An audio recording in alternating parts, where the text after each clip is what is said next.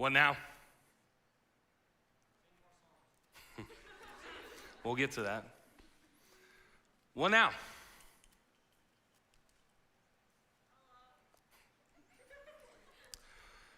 What now? That's a question I feel like I ask myself time and time again throughout this year. Throughout the COVID-19 pandemic, throughout the racial unrest and tension and riots and protest, throughout the election cycle that we find ourselves in right now, throughout the various other headlines that have graced the news throughout 2020. I think we can all agree, right, that this year has pushed us to limits that we didn't realize we had. It's made us challenge things. It's make us express doubts. And to be completely transparent with you all, because we're family here, right, Anthem? We love each other. I want to be honest with you. A few times during quarantine, I struggled at times. At various points, I struggled with a variety of emotions. A few of them are right here. I struggled with fear. I struggled with anxiety.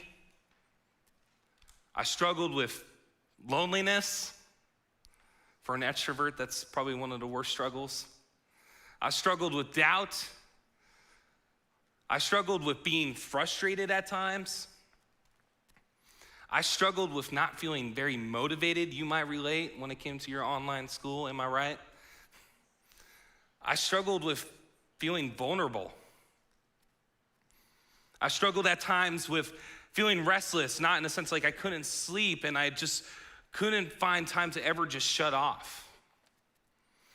I struggled with feeling like I wasn't in control, I was powerless. And honestly, just like much of you, I struggled with feeling confused with what was going on. And it felt like with everything that was going on in the world, both globally, nationally, and personally, that I found myself in one constant challenge and battle after another. And I know for a lot of you, you're right there with me. A few weeks ago, we actually did a survey on our social media, and it was anonymous, which was fantastic because I feel like everyone's truthful when it's anonymous. And we asked you how you're doing, and not just, thumbs up, thumbs down on a scale of 1 to 10, but we asked you to put how you are feeling, what you're going through. And to give you guys an idea, this was only a couple of weeks ago, but these were some of the things that you guys put down. Scared, startled, confused, surprised, empty, inferior, jealous, weak, tired, anxious, annoyed, worried, fearful, unfocused, and so many others. Now, at this point, you're probably wondering, like, Dan, way to really bring down the mood. It's our first time worshiping together in over 200 days, and you're over here making us think about the past 200 days. You're like, why are you being such a Debbie Downer on such a great night, a night that should be about celebration, us coming together and worshiping? Well, every week in Anthem, we talk about the big things in life that really matter. We talk about the issues that we're facing, maybe on a personal level, sometimes on a larger level. And we talk about our faith and how that affects who we are and how we treat others. However, in the midst of us trying to figure out life, which we know is always fun trying to figure out life. I'm 24 and I definitely don't understand life sometimes. And trying to balance our faith on top of it, we all experience these moments when we wonder if God is paying attention, if God is there. And it feels like when we're in seasons of uncertainty and seasons of struggle, or for the sake of tonight, just labeling it as a storm, we ask this question: where is God? And for you this past year, maybe it was less of what happened on a larger scale, what happened in our country and across the world, but what happened closer to home that actually pushed you to feel many of those emotions that we just shared a little bit ago. Maybe it was the cancellation of school back in the spring You remember that? March seems like years ago at this point, but it was the cancellation of school, or maybe it was the delay of in-person learning this year. Or maybe it was the cancellation of your sports season and that just got nixed and you never got a chance to work out your craft. Maybe it was the extended separation of being with your friends at a certain point during quarantine, or being the extended separation of being here at church with your tribe. Maybe it was about one of your parents losing a job, and that caused a lot of financial strife in your life and in the home. Maybe it was the struggle of being with your family in quarantine. You didn't have a necessarily strong relationship, and it was tough. And having to literally be stuck with them just made it worse, and there was a lot more tension, and you just wish you could just leave. Maybe it was a family member or a relative or a friend that got sick, and you just kept praying, you kept praying, and unfortunately, they didn't pull through. Maybe it was your anxiety, your depression, your state of despair, your loneliness that just crept into your life and overpowered you. Or maybe, like so many of us, it was just the fear of the unknown. And the chances are, in the middle of those moments that you're facing over the last several months, you ask some more questions of what now? Where's God? Does God care that I'm going through this? What am I doing wrong? Is my faith broken? And before we carry on, I want us to hit pause here for a second. I need to address the stigma. That sometimes when it feels like, we're Christians, right? We accept Jesus, we say the prayer, we do all the things, we serve, we go to church, and everyone assumes that we have things together. I want you to understand, if you ever have doubts, if you ever have questions, if you ever are going through things, that's not because you have bad faith. No, that's not true. It is okay to feel that way. Everyone that has ever been a believer has felt that way at some point or another. We wrongly assume that once we accept Jesus into our lives, it's a happy-go-lucky life, right? It's like we're living in just the best place ever. It's Disneyland every day, and that's not the truth. And for those of you that felt this way, you're not alone. This is a feeling that humans have felt since the beginning of time. And Jesus realized this. And when Jesus realized something that affected us as humans, he would take time to unpack it and to address it.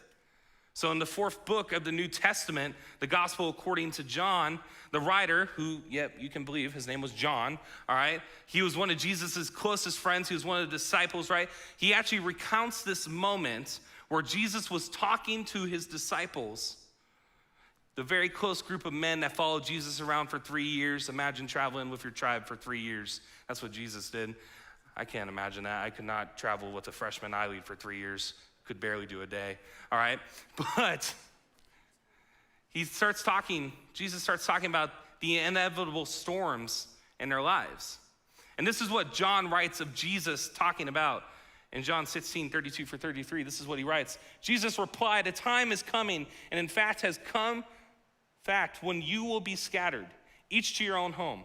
You will leave me all alone, yet I'm not alone, for my Father is with me. I have told you these things so that in me you may have peace.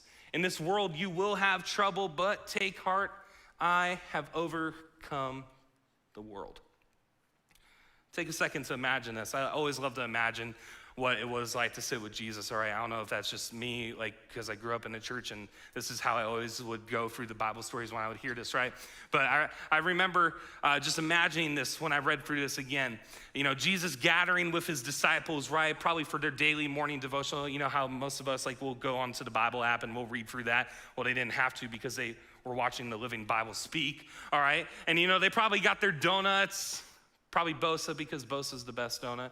And they got their coffee, I don't know, maybe Dutch, Black Rock in the day. I don't know what it was like back then, all right? And, Jesus starts to, spit some truth. He's beginning his morning pep talk, right?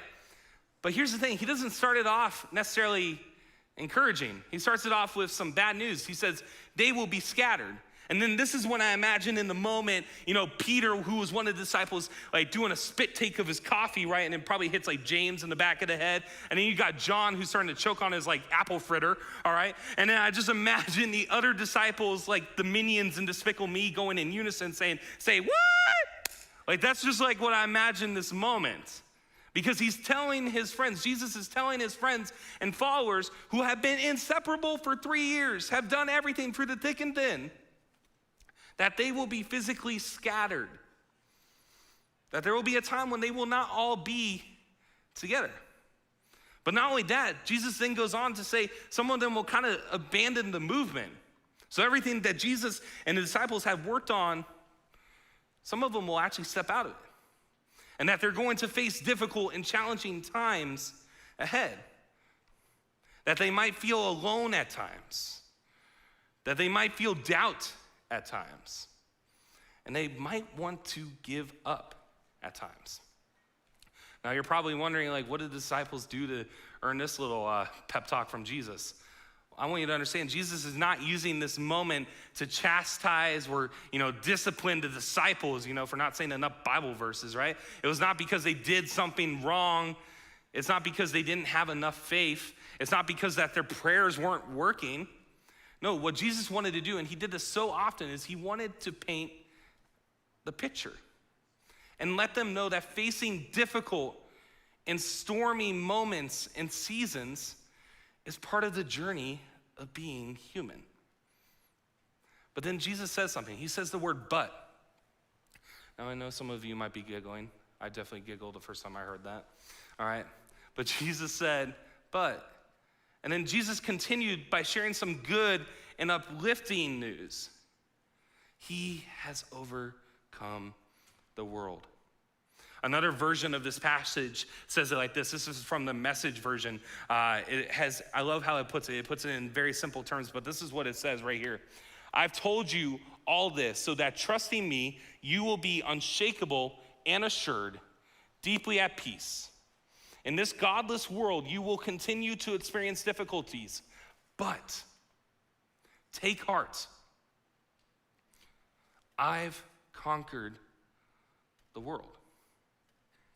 Now, the reason that we can still look at this passage thousands of years later after it was written is because it is a reminder that was preserved by God. That in the middle of our troubled times, in the middle of our anxieties, in the middle of our doubts, our loneliness, our storms, our story is not over. Not too long after this recorded moment, we can read that Jesus, was arrested. He was betrayed by one of his 12 best friends. And he was arrested. And he was put on trial. He was ridiculed. He was mocked. He was executed on a cross. And he was buried. And for a moment, it seemed that the movement was lost. And disciples were uncertain, and I bet you they were very confused. To them, it may have seemed like their story was over. Well, if you then skip ahead a little bit in the book of John, we realize that the story was not over, and the rest is history. It's the reason why we celebrate Easter, right? Not just because of the awesome candies and the Easter bunny, but because of what happened 3 days later after Jesus was executed on that cross and buried. The greatest comeback story of all time then occurred. Jesus didn't just die. No, what he did is he came back. And with that, Jesus beat death. And he carried out his promise that we will have the opportunity to be able to spend eternity with him without heartache, without pain, without storms. But until that time, when we can join Jesus in that moment, he wants us to understand that we will go through difficult moments and challenges and storms that will challenge us and that will push us to our limits. But we can rest assured that since Jesus has conquered the world, we can have faith that Jesus will not leave us alone in these moments. And that if we allow it, they can actually allow us to grow. So I have a question for you. I want you to think back probably a decade or so when you're about 4 or 5 or a little kid, right? Think back to then. For some of you in the room, it's a while longer. For me, that's about 20 years. It's weird to say that now, all right? But who remembers as a little kid being afraid of thunderstorms? Does anybody, like just by a show of hands, anybody remember being afraid of thunderstorms as a kid? I know for those of you in the room, you're like, I live in Arizona. We don't have thunderstorms. Like we have giant haboobs, dust storms, all right? I just said that on the Mission Facebook. I'm so sorry, all right? But I'm from Arizona too. I'm a native. But I do remember this moment when I was 4 or 5 years old, and I remember it very clearly because I feel like it was the first thunderstorm I remember. It was a pretty bad monsoon season. If you don't know what monsoons are, they're normally the storms that we would get in July and August, which we didn't get this year. It's fantastic. But I remember I was staying the night at my grandma's house. I loved going to my grandma's house. She lived in Scottsdale, and she lived in a little trailer park home in South Scottsdale, and I loved it. And it was always a great time because we would always just have fun. She didn't have TV, so we would actually get to do puzzles together and everything. And I always loved going to her pool because we didn't have a pool at my house. And so it was always kind of a treat to be able to go to the pool at my grandma's where she lived in Scottsdale. And we were at the pool, right? And it was a great time. We were having a lot of fun, and we could see storm clouds coming. And they didn't look like normal storm clouds, like a little sprinkle of rain. No, these were the big thunderous storm clouds, right? And so our pool trip was then cut early. It's the middle of the afternoon, but we knew that a monsoon was coming. So we get back, and as literally, it was like a cue in a movie. The moment we closed the door, it's like the thunder and the rain and everything started. And it started off slow, but then all of a sudden, it was just like somebody hit the next button, right? And it was like, everywhere, lightning, thunder, rain, wind, dust, everything. And it was terrifying. As a 4 or 5-year-old, especially not remember many of these moments. And at the time, I couldn't understand that this storm would pass. That the rain would stop, that the clouds would disappear, and that the sun would come back one day, right? In the moment, all I knew was that the thunder was super loud. Deafening almost. And the lightning was just something out of a Hercules or Greek mythology, right? Giant, massive bolts every few seconds. And you could hear the howling of the wind and the rain slamming against the window panes. And I'm just over here as a 4-year-old, 5-year-old, just having a panic attack because I feel like my world's about to end. I'm terrified. I'm crying. I'm sweating. Yes, I sweated a lot as a 4-year-old too. It was the worst. And I just wanted to hide underneath my grandma's couch because I felt like that was the only way to stay safe. And I just remember my grandma just kind of grabbing me, and she just pulled me close. And she did everything in her power, God bless her soul, to try to calm me down. I definitely know I was probably scratching and trying to push off and trying to get underneath her couch, but she held me close, she held me tight, and she just kept talking to me. She kept praying to me. She kept singing to me, doing anything that she could to help me calm down because I felt like the world was ending. But she wanted me to know that I was safe with her in that house. An anthem. This is what I remember from that moment. Obviously, the traumatizing experience of the storm. But this is, I remember my grandma didn't promise that there would never be another storm. That wouldn't be realistic if she told me there would be no more storms, even as true as that may seem in Arizona sometimes. She promised that I would be safe with her. And in the same way, in the middle of our challenges, in the middle of our difficulties, in the middle of our uncertainties that are overwhelming, and sometimes they just cloud the clarity around us, it is extremely hard to remember that it will pass eventually, that storm will pass eventually. Fast forward back to 2020. I remembered that at various points in kind of my what now and where is God moments this past year. I remember turning to this moment because somebody recommended me to look at it, where John talks about Jesus circling up with his disciples. and telling them that they will face storms, that they will go through difficulties, that they will feel alone at times, and they'll feel so many emotions that we feel as humans. But that's not the end of it. Because of Jesus, our story's not over. We can find peace if we look towards him in those moments. We can have hope in the midst of all our current and future storms because Jesus has already overcome every single one of them. So in the meantime, we need to hold on to him knowing that he is with us and that he will give us peace. Because the promise is not that we won't ever experience storms. No, the promise is this. The promise is that Jesus shelters us through them. So, Anthem, junior hires, high schoolers. As we find ourselves kind of in this bizarre year in the last part of 2020, starting to kind of pick up the pieces on so many different levels, personally, nationally, globally, we have to understand one thing, that this won't be the only time in our life that we'll face difficulties, that we'll face challenges, that there will be a stormy season.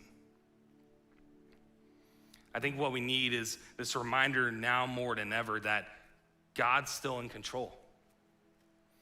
God's still good. And God's still trustworthy. And we can take heart knowing each one of those things. Knowing that Jesus conquered your fears. He conquered your struggles. He conquered your anxieties. He conquered your challenges. You know why? Because he conquered the world when he was on that cross. And he came back 3 days later and he beat death. He overcame it. And he wants us to know that he has not forgotten about us. That he has not left us, that he has not forsaken us, that he didn't just hit pause and go on vacation somewhere. No, he sees us. And he sees what each and every single one of you is going through. Even things that you may not have shared before. And he wants you to know this. He is with you. And he will be your shelter in every storm if you look to him. Let us pray.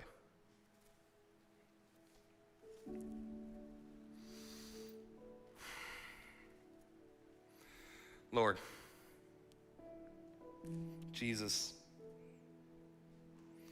thank you so much for what you do. We don't deserve it, but you give us the gift of grace. And because of that, we can look to you and realize that our story's not over. When we go through difficulties, when we're overcome with so many different emotions, when life seems to just be throwing one curveball after the next, we know that we're not alone, that you haven't forgotten about us. Even when it feels like there's no way anyone can understand what I'm going through, what I'm dealing with, you do. And you are constant. You're still in control. You're still good and you're still trustworthy. And you have been throughout time. And as we continue to sing tonight, I hope that this is a reminder from this last season that we found ourselves in. So bizarre, so weird. That when we face the what now moments, when we face the where's God moments, when we are asking these questions, yes, it's all right to ask these questions, but we can look towards the truth, and that is you are there.